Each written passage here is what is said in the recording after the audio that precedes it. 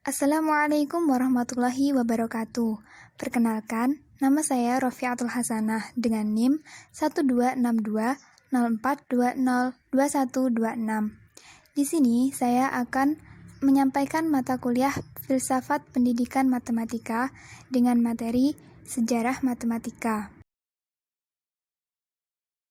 Sejarah matematika yang pertama adalah matematika Mesir kuno. Matematika di Mesir muncul akibat kebutuhan-kebutuhan praktis. Peradaban Mesir yang terdapat di sepanjang Sungai Nil yang setiap tahunnya banjir menyebabkan lahan bertambah atau berkurang. Aturan geometri sederhana dipakai untuk menentukan batas-batas ladang dan daya tampung lumbung. Selain itu, peradaban Mesir membutuhkan aritmatika sederhana untuk melakukan transaksi perdagangan, pemungutan pajak oleh pemerintah, menghitung bunga pinjaman, gaji, serta penyusunan kalender kerja. Matematika Mesir sebagian besar kita peroleh dari dua papirus yang berukuran cukup besar. Papirus adalah alat tulis sederhana yang berasal dari kulit batang pohon yang dikeringkan dan dianyam sehingga dapat digunakan untuk menulis. Sumber lain mengatakan papirus adalah suatu lembaran atau media yang digunakan oleh orang-orang masa lalu untuk mendokumentasikan sesuatu seperti gambar dan tulisan. Dua papirus besar yang membuka sejarah tentang matematika Mesir adalah Papirus Rhind dan Papirus Golenischev atau Papirus Moskow.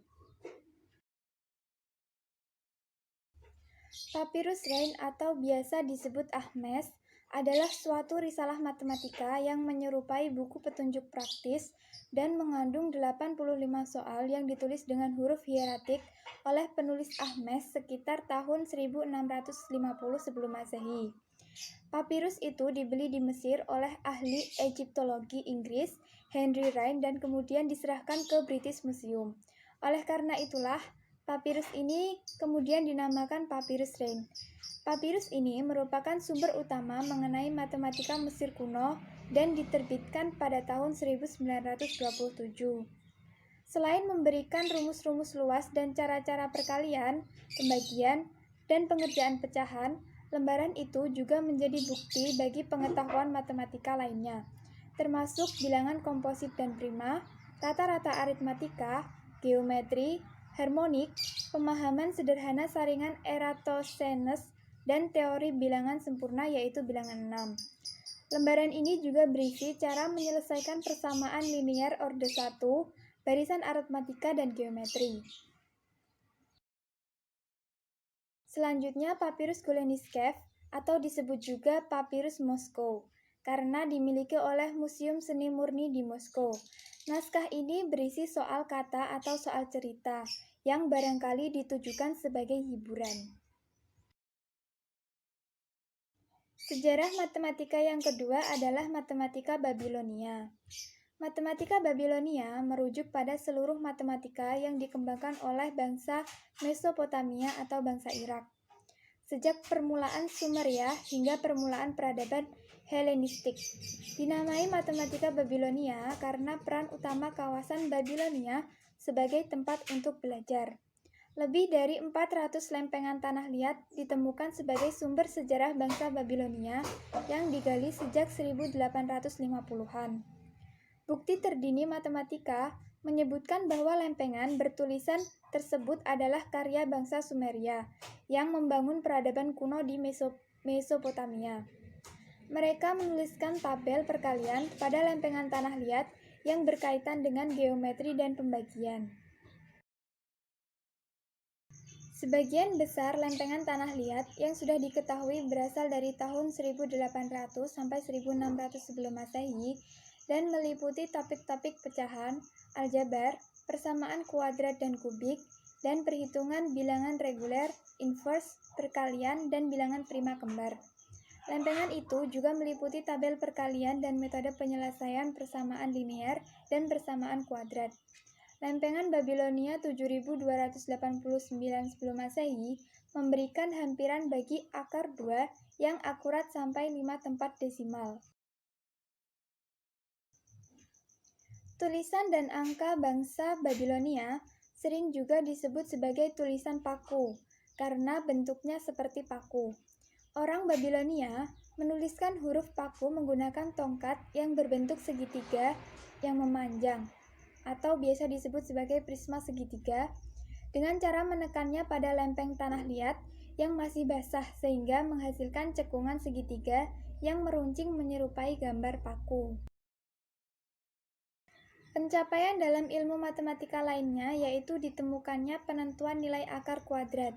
Bahkan para ilmuwan Babilonia telah mendemonstrasikan teori Pitagoras jauh sebelum Pitagoras sendiri muncul dengan teorinya, dan hal ini dibuktikan dengan Denis Ramsay yang menerjemahkan sebuah catatan kuno yang berasal dari tahun 1900 sebelum Masehi.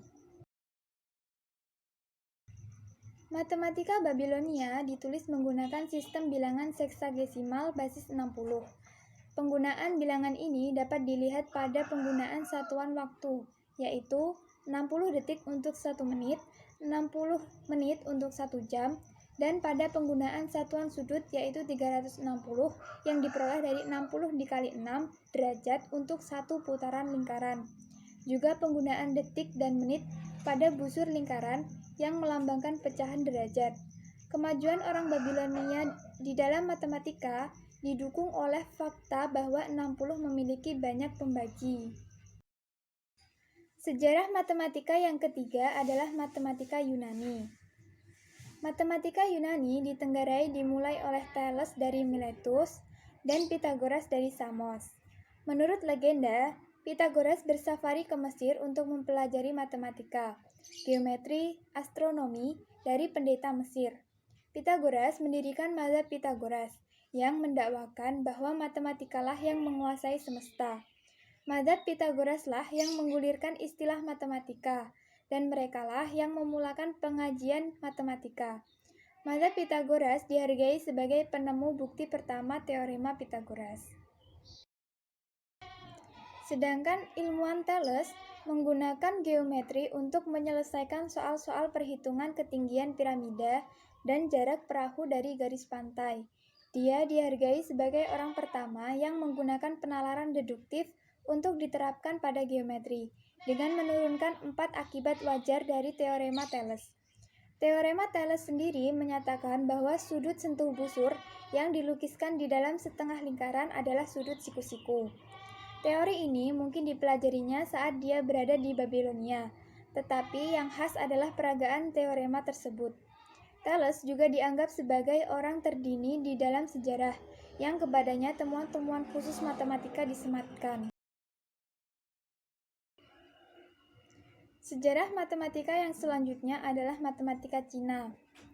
Tulisan matematika yang dianggap tertua dari Cina adalah Chou Peisuangqing, berangkat tahun antara 1200 sebelum Masehi sampai 100 sebelum Masehi.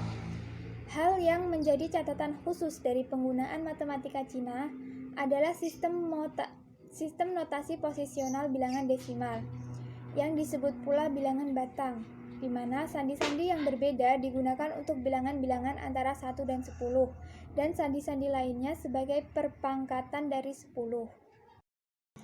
Karya tertua yang masih terawat mengenai geometri di Cina berasal dari peraturan kanonik filsafat Mohisme kira-kira tahun 330 sebelum Masehi, yang disusun oleh para pengikut Mozi. Mojing menjelaskan berbagai aspek dari banyak disiplin yang berkaitan dengan ilmu fisika dan juga memberikan sedikit kekayaan informasi matematika. Setelah tragedi pembakaran buku pada tahun 212 sebelum Masehi yang mengakibatkan sedikitnya informasi tentang matematika Cina kuno, dinasti Han menghasilkan karya matematika yang barangkali sebagai perluasan dari karya-karya yang kini sudah hilang. Yang terpenting dari semua ini adalah 9 bab tentang seni matematika.